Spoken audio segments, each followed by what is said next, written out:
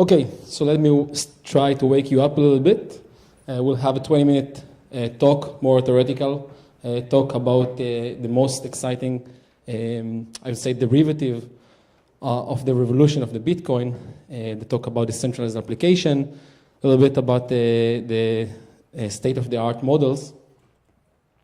And afterwards, we'll have a short, more informal lunch, and we'll have some drinks too. So stay tuned, and if you fall asleep, I'll wake you up in 20 minutes.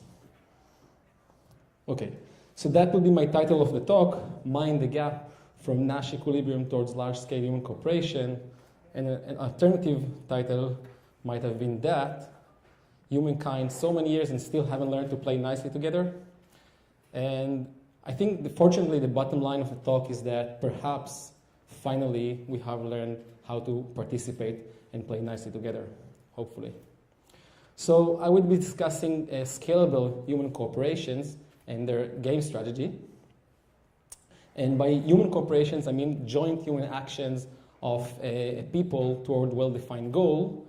Of course, game strategy is just a tactic to achieve such a successful association. And by scalable, I mean that it may work for arbitrary large number of people. So what's the problem? So it appears that from the very dawn of history, there isn't even a single known free cooperation of large number of people. And by free, I mean that the interaction is not governed or ruled by external ruling forces such as kingdoms, governments, or religions. So why is that? So it seems that it ought to be blamed on John Nash and his equilibrium. So let me briefly tell you what that means. So unfortunately, the situation, the state of non-cooperativeness is in a Nash equilibrium, which roughly means that as long as everyone do not cooperate, there is no incentive for a single player to change his strategy. And that's just a state in equilibrium. However, there is a better cooperative Nash equilibrium out there. We just need to reach it. We just need to create a critical mass of cooperating individuals to reach this equilibrium, and we need to find the way to jump this gap from non-cooperative equilibrium into cooperative equilibrium. And we call it Mind the Gap. And that's what led me to the Bitcoin that you all know and love. So these are the three pillars of Bitcoin, the public ledger, the cryptographic token, and distribution protocol. The public ledger entitled us with internal consensus, ongoingly holding an internal consensus, while as the cryptographic token and distribution protocol let us having an internal economy and reward mechanism for those people to engage and build a network.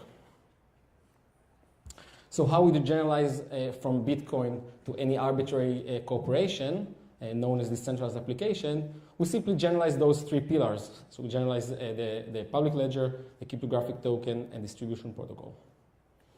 So let's watch now more closely about the decentralized application scheme. So we start, unfortunately, with a Nash equilibrium of non-cooperativeness. We would like to establish, we have some vision, we'd like to establish some application, and still immediate cooperation doesn't pay off. That's a problem. So what we do, we issue an applicative token which entitles incentive for early stage cooperation while as the resulting service is not yet operational. And when I say applicative token, I mean that the same token that will be distributed at this stage will later on serve to operate the endpoint service that is established. So now, with that, we have to have some distribution protocol, which generally gives potential value in terms of those tokens for contributors that are aligned with the vision, arbitrary contributions. So more visionaries can join in the cooperation. They cooperate, although there is not a service yet, but they get potential value for that. Once we reach a critical mass of early adopters, we enter into the operational phase, and then we establish the Nash equilibrium of autonomous, which is autonomous and cooperative. So that's the scheme. And let me now introduce you to one of the most interesting facilitations of that scheme in the Bitcoin space today, the Zooz initiative, which is building basically a transportation co-op. Okay, so the Zooz project is basically a marriage of two exploding trends. So one of them, of course, is the Bitcoin that you're all familiar with. So let me tell you a few words about smart transportation.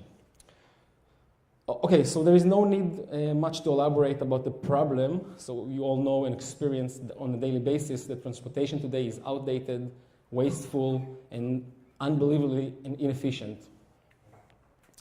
So generally, smart transportation solutions come to better use the already existing infrastructure and resources rather than building new ones. You can see here in the chart, you can see the investments in smart transportation solutions in millions of dollars. The leading one will be Uber, right on the right-hand side, which raised $1.5 billion recently. And the interesting thing to watch is that the gray area is the investment fundraised only from the last year. So you see that it's really an exploding trend. However, the most exciting and promising solution up to date hasn't yet been achieved. And this is real-time ride-sharing. And we'll talk about that in more details. So the Zooz vision, besides of establishing real-time ride-sharing, is having a collaborative transportation web, just like the internet, on which any third-party application, any smart transportation solution could integrate into. So that including real-time ride-sharing, but also pre-planned carpooling, on-demand transits. These are commercial vans that drive and build their trajectories as they go along, according to users. Smart taxis, and also some old solution like public transportation, delivery system, and even freight transport. And here comes the problem. So why hasn't real-time ride-sharing been established yet? The problem is just the problem that I described generally before. In order for such a solution to fully operate, you need a critical mass of users to cooperate, to participate. But if you don't have this critical mass, then the service doesn't work. And if the service doesn't work, users will not like to use it. So there's a chicken and egg problem, and somehow you need to jump from no users to many users at once. So many other companies in the world have tried to conquer this front in many ways, so far without much success. And what we are trying to do is just that, just mind the gap and basically build the network of users to cooperate for this ride-sharing solution before even enabling or offering any such a solution. And the way to build this network is really to introduce this token. In our case, Zooz, the token is called Zooz, the Zooz token, which is a move in Hebrew.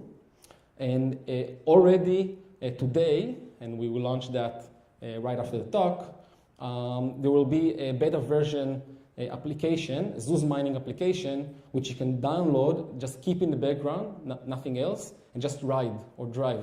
And as you drive, Zooz token will be mined into your digital wallet, and you can start gaining value. Of course, this is right now a testing phase, and we're still under development, hopefully to have a stable algorithms by the official launch of the crowd sale in a few weeks. Okay, so with that, let me go a little bit more into details of distribution protocols. I will tell you briefly about standard protocols that so far all decentralized applications have held, and then I will offer a new protocol that the Zooz initiative uses. And hopefully we'll see more application going to that direction. So basically, the common thread of all decentralized applications so far is that all the amount of tokens in circulation, as well as the collective algorithmic reward, is predefined. Okay? So there is a control of the number of tokens in circulation in all decentralized applications. Now, the first big consequences of that is that when a project succeeds, there is more demand for its token, there is more demand for its tokens, thus the rate of the token increases, and that basically, it relates demand over supply to the rate of token, and growth in adoption translates to growth in the token's rate. The good thing about that is that it entitles more value for early participants. This is sometimes called in the space a bootstrap mechanism. But also there is also some bad consequences. For example, fluctuation in demand over supply immediately translate into fluctuation of the token, as all of us experience in the Bitcoin and other cryptocurrencies. So that goes under the name of volatility. Secondly, even without any fluctuations, just the fact that the value of the token is exponentially increasing over time introduces nominal effect. So for example, no one will ever price tag the ticket for this conference in Bitcoin. You can pay with Bitcoin, but the price tag is given in fiat money. And that's the reason. And that's a buffer for adoption. Another thing is that having a coin that its value is constantly increasing encourages storing value rather than trade it and use it. Another thing is that since all reward mechanisms are predefined, there is no direct reward, no direct way to reward general contributions, and most of the power, the working power, is kept unleashed. And finally, the same reason leads to miner adoption threshold, which is completely separated from user adoption threshold, as we just see in the Bitcoin. For example, we all know that the use adoption threshold in Bitcoin is far ahead of us, while as miner adoption threshold is already saturated long ago. So with all this in mind, we would like to think about more generic issuance of token, more generic protocols for issuance of token, and most generally we can issue tokens with purchase or contribute or mine. Now what I call mine is a subset of contribution, but I will call mine to a algorithmic predefined contribution, just like miners in the Bitcoin, or drivers in the Zooz initiative. Okay, so due to lack of time, I won't spend much time on that, but I would just say that if we want to issue new tokens for arbitrary contribution, the only way to do that is basically having the input of the community itself. We call that weighted voting mechanism, such that for every contribution of participant in a project, for example in the Zooz project, anyone can participate. It's a completely decentralized organization. Anyone can contribute whatever he thinks would be best, and then the community can evaluate this contribution collectively and allocate new tokens to that contributor. So that goes under the name weighted voting, and for that we also need to have a weighting mechanism, which means that any contributor has a weight, any participant in the project has a weight that weights his vote for that allocation.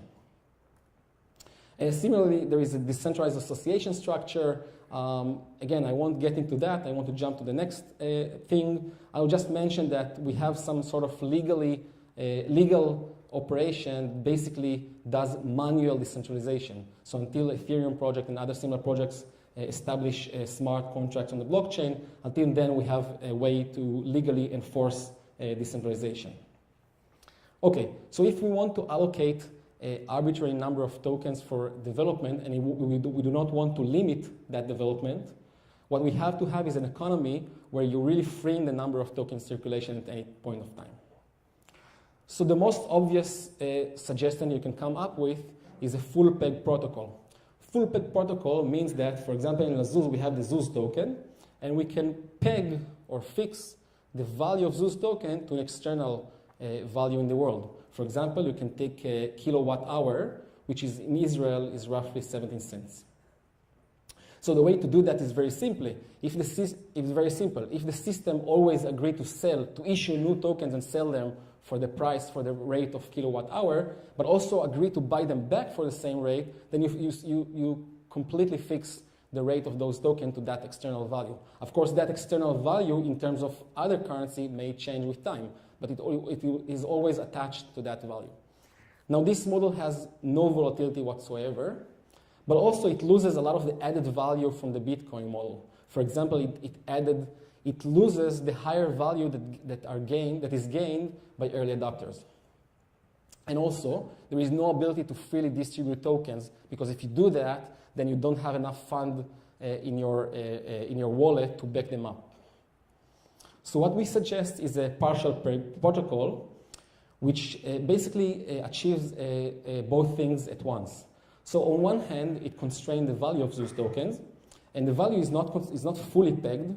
For example, here the Zooz token is not fully pegged to kilowatt hour, but it is constrained within two margins. So buying margin and selling margin, or higher and lower margins, which means that the system always agrees to issue and sell new tokens with the higher margin rate, and always agree to back them up or to refund them and buy them back in the lower margin rate.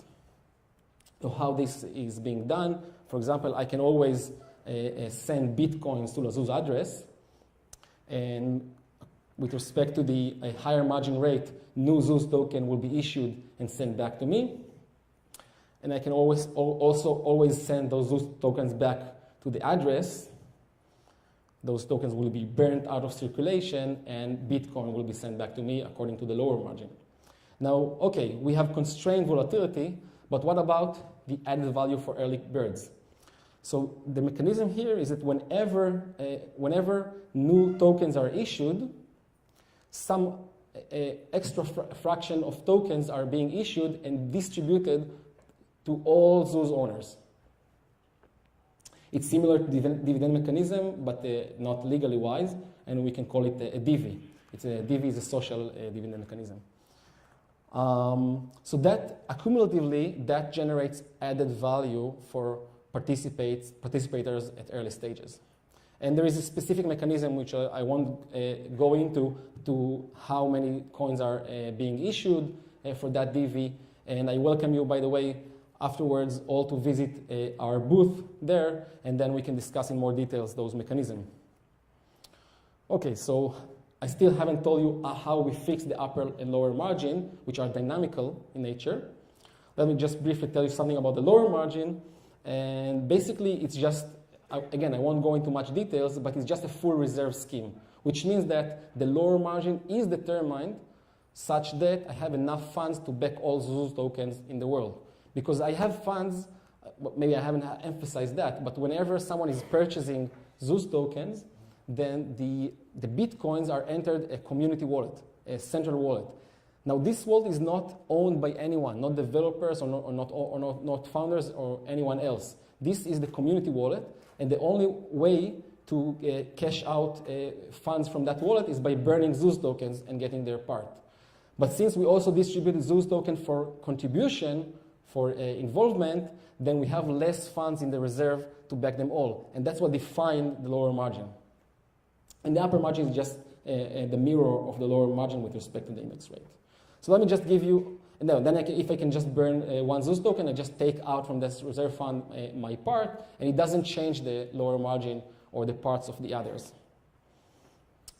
Okay, so let me just finally give you a very brief example. Here we see here a simulation of realistic scenario of adoption in a small country such as Israel. You see in the left plot, you see the Zooz tokens that are issued for development. In this case, is for miners or riders with application. And on the right hand, you see once a critical mass of riders is established, and the ride-sharing option is enabled, and then many people would like to use this service, but then they need to purchase new Zooz tokens, and that's the right plot that you see. So you can see that with this protocol, firstly, you see that the dynamics of the upper and lower margin versus time. And the interesting thing is that indeed you see the accumulating value for early participators. The earlier you are in the system, the more you gain. But different from the Bitcoin, it's not in terms of the rate of each token, but rather in terms of the number of tokens that you have in the wallet.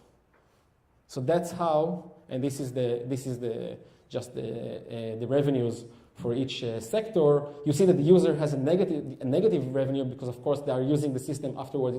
After it's already completed, and they are roughly in this scenario paying 20% of commission to retrospectively back the development and the adoption of this system. So let me just finalize with summarizing the partial peg mechanism. It constrains volatility while at the same time keeping higher gain for early participants. The higher gain depends on actual development and not on speculative trends. I didn't get into this part.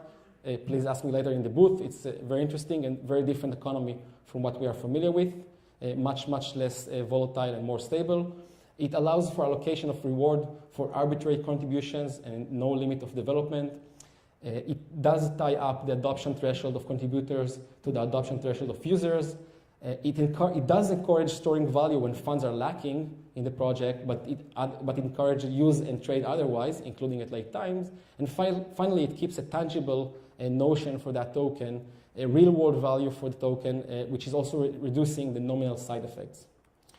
And to recap the Zooz project, Zooz tried to bring a message of cooperativeness, a solution for smart transportation to all of us to use in the very near future, but it also brings the message of decentralized collaboration as we actually work in the project, and also the message of sustainable economy. So with that, let me end. Thank you. So now,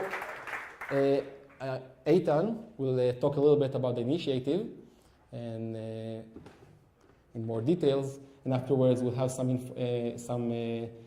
speech by Shai, and then we'll have some toast. Thank you. Hi, everybody. Thank you, Matan.